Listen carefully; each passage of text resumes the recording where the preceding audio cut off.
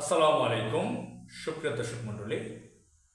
তারেক রহমান এমন এমন কথা বলছেন বিভিন্ন জায়গায় বক্তৃতায়, যে কথাগুলোর মাধ্যমে তিনি নিজেকেই সস্তা বানিয়ে ফেলছেন। তিনি সম্প্রতি এক বক্তৃতায় বলছেন যে তাদের বিএনপির নেতাকর্মীরা গুপ্ত রাজনীতি করেননি। গত 17 বছর বা 15.5 বছর বিএনপির লোকজন গুপ্ত রাজনীতি করেননি, যেটা অন্যরা করেছে। অন্যরা বলতে তিনি ইঙ্গিত দিয়েছেন জামাত ইসলামীকে। কোট আনকোট তিনি এই কথাগুলো বলেছেন। তিনি ইঙ্গিত করেছেন জামাত ইসলামী বা তাদের ছাত্র সংগঠন ইসলামী ছাত্র শিবির তারা গুপ্ত রাজনীতি করেছে। বিএনপির যারা অ্যাক্টিভিজম করে, বিএনপির যারা সমর্থক বুদ্ধিজীবী, বিএনপি নেতারা, তারা দীর্ঘদিন যাবৎ বলে আসছে 5 আগস্টের পরে যখন ঢাকা বিশ্ববিদ্যালয়ের ছাত্র শিবির বিজয়ী হয়েছে, ছাত্র দল পরাজিত হয়েছে, বিভিন্নভাবে পাবলিক বিশ্ববিদ্যালয়গুলোতে জাহাঙ্গীরনগর বিশ্ববিদ্যালয়, ঢাকা বিশ্ববিদ্যালয়, চট্টগ্রাম বিশ্ববিদ্যালয়, রাজশাহী বিশ্ববিদ্যালয়, জগন্নাথ বিশ্ববিদ্যালয়, এই বিশ্ববিদ্যালয় পাবলিক বিশ্ববিদ্যালয়গুলোতে যখন বিএনপির ছাত্র সংগঠন ছাত্রদল চরমভাবে পরাজিত হয়েছে, হেরে গেছে, তখন আরও তীব্রভাবে এই কথাগুলো বলছে।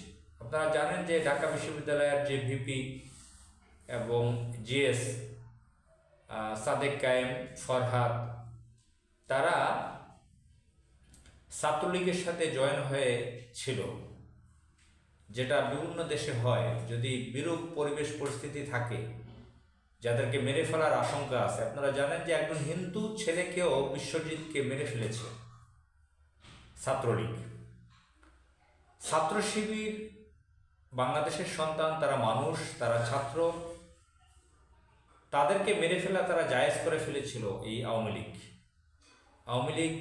তারা যে একটা ফ্যাসিজমের রাষ্ট্র তৈরি করেছিল, সেখানে ছাত্র শিবিরের ছেলেদেরকে মেরে ফেলা তারা জায়েজ করেছিল। ছাত্রী সংস্থার মেয়েদেরকে মেরে ফেলা, তাদেরকে জেলে দেওয়া, নির্যাতন করা, অপমান অপদস্থ করা, যখন তখন গ্রেফতার করে নিয়ে যাওয়া, এগুলো তাদের জন্য জায়েজ ছিল। আর তাদেরকে জঙ্গি, সন্ত্রাস, মৌলবাদ, সাম্প্রদায়িক ইত্যাদি ইত্যাদি বলা হতো, যে তারা এগুলো করে, তারা এই ধরনের ইত্যাদি ইত্যাদি। তো এরকম যখন আশঙ্কা থাকে মানুষকে মেরে ফেলার, তখন তো তারা বিভিন্নভাবে অভিনয় করে, বিভিন্ন কিছু গোপন রেখে তাদের কাজ চালিয়ে যায়। বিভিন্ন দেশে এগুলো হয়েছে। তো ছাত্র শিবির তাদের পরিচয় গোপন রেখে তারা ভিতরে ভিতরে তারা ভালো কল্যাণমূলক কাজ করেছে, ওয়েলফেয়ারমূলক কাজ করেছে। তারা এই ফ্যাসিবাদকে দমনের জন্য তারা বড় একটি ইউনিট তৈরি করেছে, একটি বলয় তৈরি করেছে, একটি শক্তি অর্জন করেছে, একটা ইউনিটি তৈরি করেছে, একটা ইউনিট গঠন করেছে, বড় একটা, যে ইউনিটের মাধ্যমে, যেটা আমার ভাষায় আমি বুঝাচ্ছি, এটা ইউনিট বলতে অনেকে ক্ষুদ্র কিছু ভাবতে পারেন। তো তারা এমনটি করেছেন যেটার মাধ্যমে এই দিল্লির এজেন্ট লেডি লন্দুপদের যে শেখ হাসিনাকে তাড়ানো যায়, সেই ব্যবস্থাটি তারা করেছিলেন, তারা গোপনে থেকে। তো যাই হোক, ছাত্র শিবির নেতাদের অনেকে এই কাজটি করেছিলেন। তারা তো আর খারাপ কাজ করেননি যে মদ গাঁজা খেয়েছে বা সন্ত্রাসী করেছে। সাময়িকভাবে তারা নিজেদের পরিচয়টা গোপন রেখে তারা ক্যাম্পাসে ছিল। তারা তাদের যে এনিমি, শত্রু, আওয়ামী গোষ্ঠী, তাদের গোপন খবর, শত্রুর গোপন খবর জানার জন্য, অন্যান্য কর্মীদেরকে সতর্ক করার জন্য এগুলো থাকতে হয়। সেগুলো করেছে তারা। তো এসব করে তারা একটি 5 আগস্ট ঘটিয়েছে। ছাত্র শিবিরই এটা নেতৃত্ব দিয়েছে, এই বিপ্লবটা সফল করতে পেরেছে। যদিও বাংলাদেশের আম জনতা সকলেই এখানে নেমেছে, কৃষক, শ্রমিক, যারা চাকরিজীবী, গার্মেন্টস কর্মী, কর্পোরেট জগতের বড় বড় কর্মকর্তারাও অনেকে নেমেছেন। আর বিভিন্ন শ্রেণীর পেশার মানুষ যারা দেশকে ভালোবাসে, তারা রাজপথে নেমেছে। বিভিন্ন বয়সের মানুষ বিভিন্ন বর্ণের মানুষ রাজপথে নেমেছে, নেমে উৎখাত করেছে এই বাংলাদেশ বিরোধী অপশক্তিকে, আওয়ামী লীগকে। শেখ হাসিনা পালাতে বাধ্য হয়েছে দিল্লিতে। তো এই কাজটি ছাত্র শিবিরের মাধ্যমে হয়েছে। ছাত্র শিবির, জামাত ইসলামী তারা এটা পেট্রোনাইজ করেছে, অর্গানাইজ করেছে, এটা পৃষ্ঠপোষকতা করেছে। আজকে যে বিভিন্ন বিপ্লবীদেরকে দেখেন, এই 24শে জুলাই যোদ্ধাদেরকে যাদেরকে দেখা যাচ্ছে, তাদের যারা বড় বড় নাম করা আছে তাদেরকে সবাই এই ছাত্র শিবির পেট্রোনাইজ করেছে। তো যার ফলে একটি সফল বিপ্লব হয়েছে। 24শে 5 আগস্ট ঘটেছে। শেখ হাসিনা পালাতে বাধ্য হয়েছে, এ কারণে তারেক রহমান বাংলাদেশে আসতে পেরেছে।